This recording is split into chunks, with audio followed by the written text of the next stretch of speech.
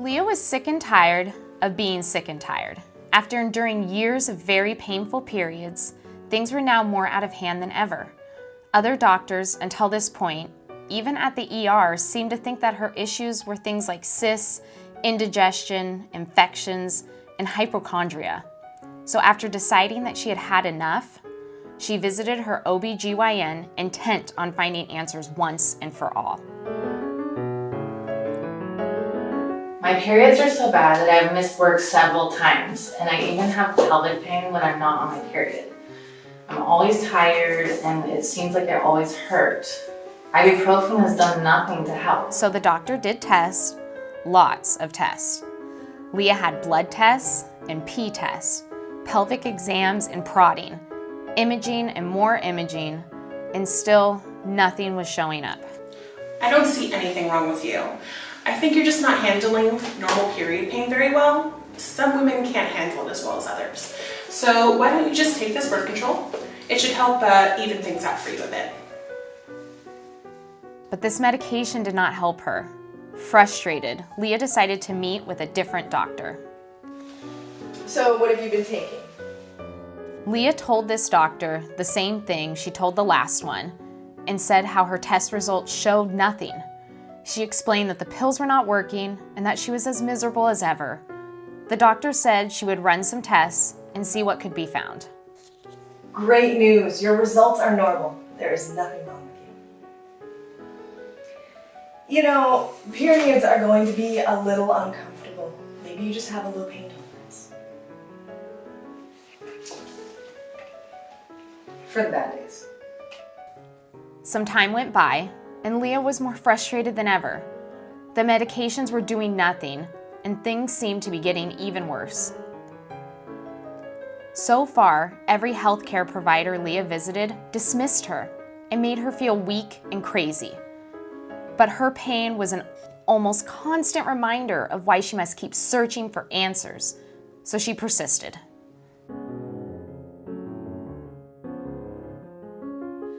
I can't live like this anymore. What is wrong with me? I am not okay. Please stop telling me I am fine.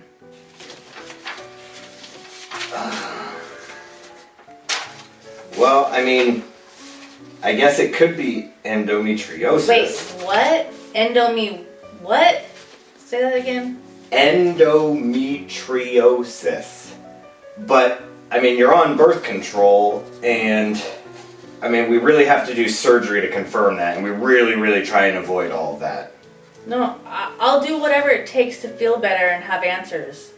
I'll do anything. We know that surgical footage is hard for some people to watch. Also difficult for us to replicate.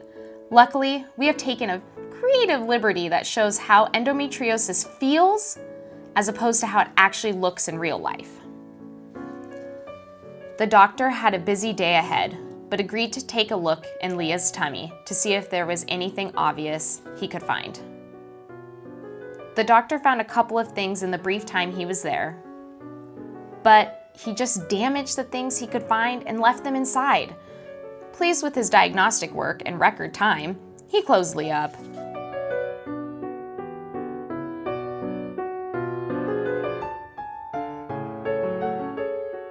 Let's pause again here for a second. It might seem obvious that damaging things and throwing them back in might not be effective. However, most endometriosis surgeons even today follow a similar principle. If you don't totally remove a problem, the problem still remains.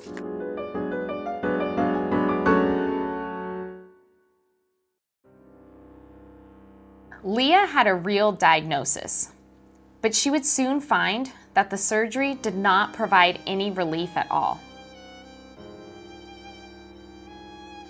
After a couple of weeks, Leah was overwhelmed by pain and ended up in the emergency room where she was given blank stares and made to feel crazy. Never in her life had she ever felt this alone and hopeless. Afterward, Leah went back to her surgeon and told him about her pain. Well, you just had surgery, and I mean, I don't know what it could be. Let's change up your birth control. I'll prescribe you some antidepressants. We can refill your pain medication. But I mean, what you really need to do is you need to take this referral that I'm going to give you, and you need to take it to a psychiatrist. Sometimes women who are in emotional pain, it can manifest itself in form of physical pain. So here's those, and I mean, not much else I can do right now. Leah felt like she could not go on anymore and could hardly function. Some days she could hardly get out of bed, her relationships were strained, and she felt as though life was passing her by. She was more miserable than ever and decided to give one more doctor a chance. Oh, I understand you completely. Have you considered having a baby? Pregnancy should cure you. The doctor falsely stated. I'm not ready to have a baby. I have a ton of medical debt and I don't even have a boyfriend anymore. That's completely understandable. We are going to go ahead and, we can go ahead and get you onto menopause. We will eventually have to do a hysterectomy. So if you wanted to go ahead and get the menopause going, then that'll get you prepped for that hysterectomy. Oh, there. Don't cry. It's gonna be okay. We've got a few things for you. Based on your chart, here's a new kind of birth control. More pain medications. A couple different types of anti-anxiety medications. Oh, I know you said the one medication causes you nausea, so we'll go ahead and get that going for you. I know some of the pain medications are also giving you constipation, so here's for that. There's some laxatives. In a bag right here.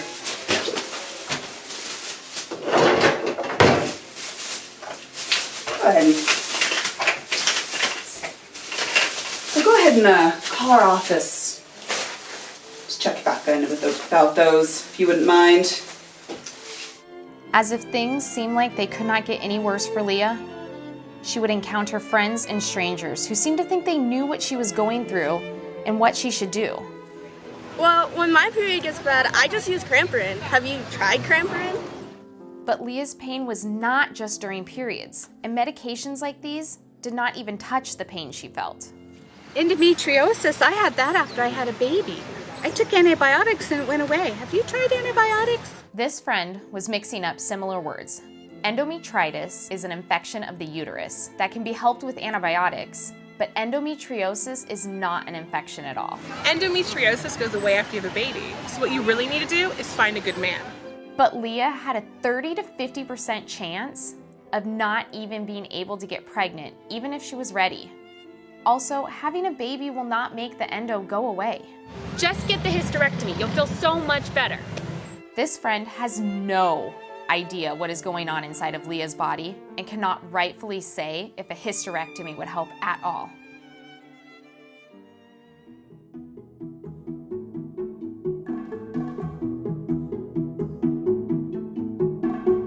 This kind group of people introduced Leah to things that could help her feel a little better.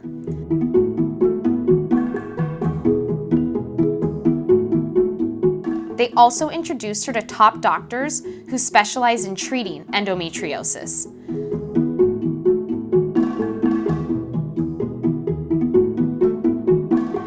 Leah chose one of these to be her doctor and had a different kind of surgery, a thorough excision. Hi Leah, it's nice to meet you. I'm Dr. Benevolo. My team and I are going to take really good care of you. We know that you've been through a lot and have been seen by horrible doctors that thought you were crazy. But we believe in you and we know that you are not crazy.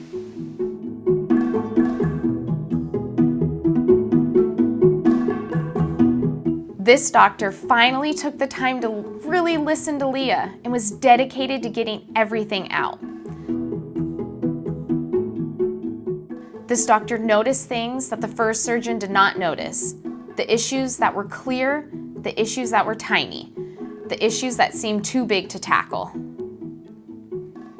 When this doctor was done, Leah had about a 90% chance of feeling better, including a good chance of enjoying remission.